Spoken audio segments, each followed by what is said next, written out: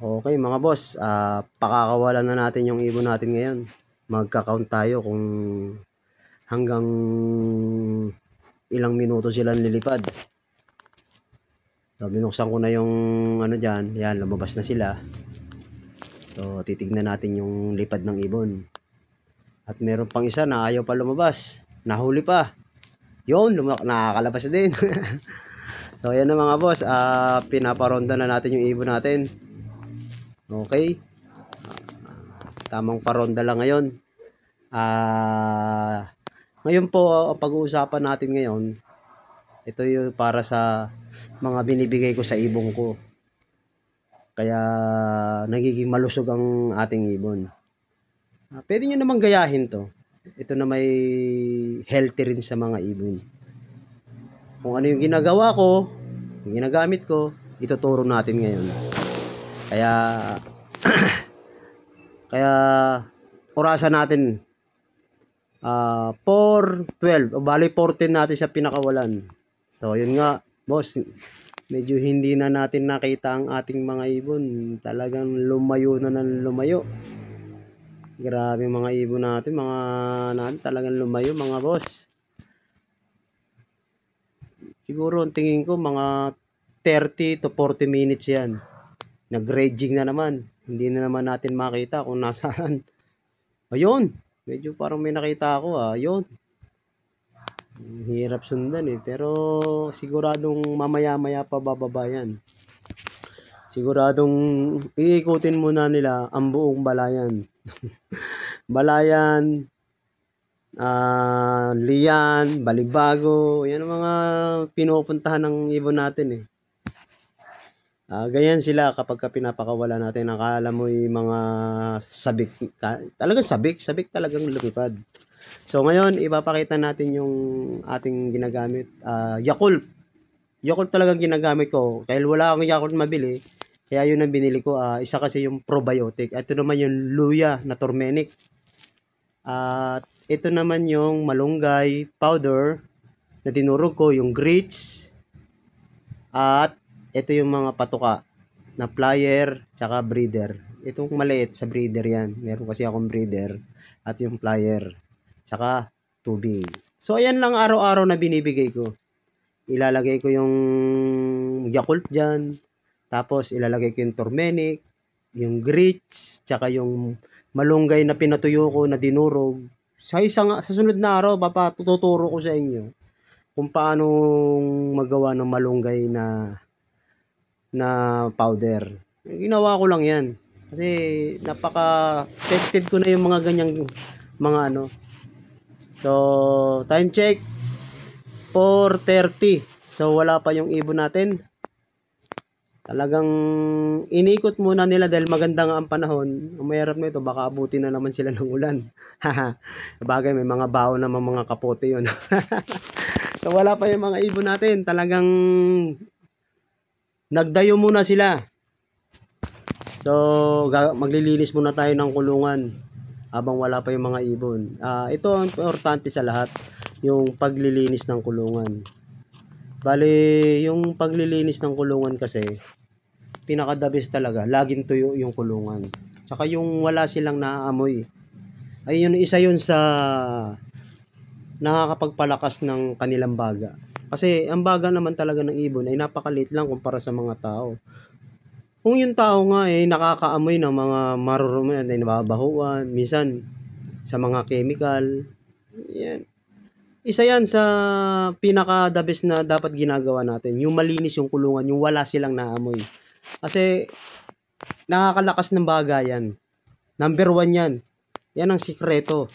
Kapag marumi ang paligid ng kulungan, nako, walang mangyayari. Time check.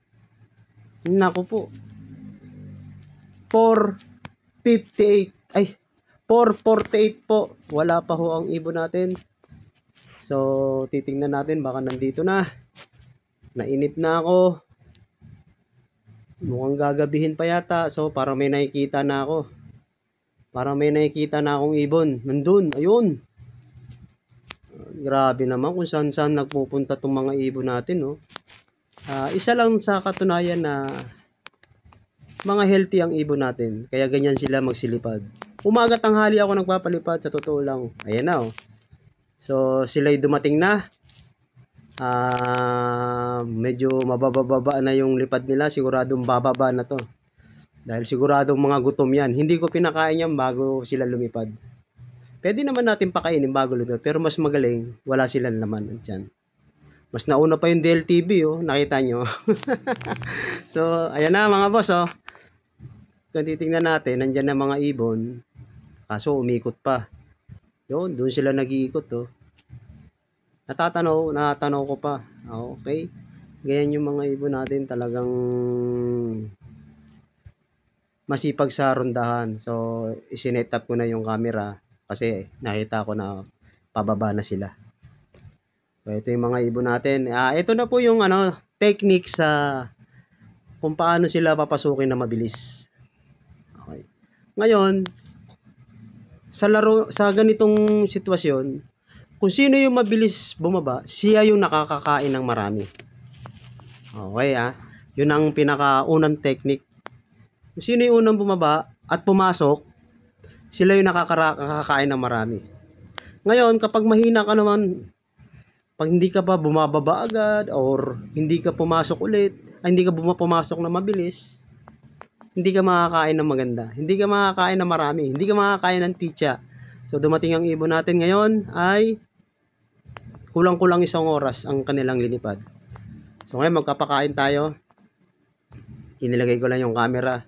Kung sino yung mabagal pumasok, sila yung mga kakaunti ang makakain. Yung mga matitigas ang ulo. Hayaan lang natin na makakain sila ng konti or hindi makakain. Kasi sa sunod na araw, sila naman yung mabibilis pumasok. Ganon ang tamang pagtitrain ng ibon para mabilis ang trapping. Para mabilis ang pasok. So ngayon, tatawagin ko na natin sila at may hinanda na akong pagkain. Titingnan natin kung sino yung pinakamabilis. Pumasok, tatawagin natin sila. Pumasok yung blue bar, yung checkered, at sumunod yung abuhin. Hindi ko alam kung anong kulay yun. Ayun. At yung puti, wala. Ayun sinasabi ko, mga boss. Yung mga ayaw pumasok, sila yung hindi nakakakain ng maganda. Okay lang yun. Okay lang yun, kahit hindi sila makakain ng ayos. Pero bibigyan mo lang siya ng konti. Kung sakali yan. Ngayon, sa sobrang tigas ng ulo niya, kasi ayaw niya agad pumasok, ayun yung mga pagdidisiplina natin. Kasalanan niya nasa kanya yung kung gusto niyang kumain ng maganda, kung gusto niyang kumain ng marami. Yung 3 nakapasok na. Pero yung isa hindi pa.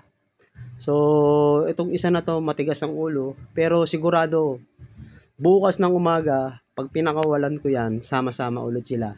Pagbaba niya, yung hindi nakapasok, yung nakahuling pumasok, siya yung magiging mangunguna ngayon sa kulungan.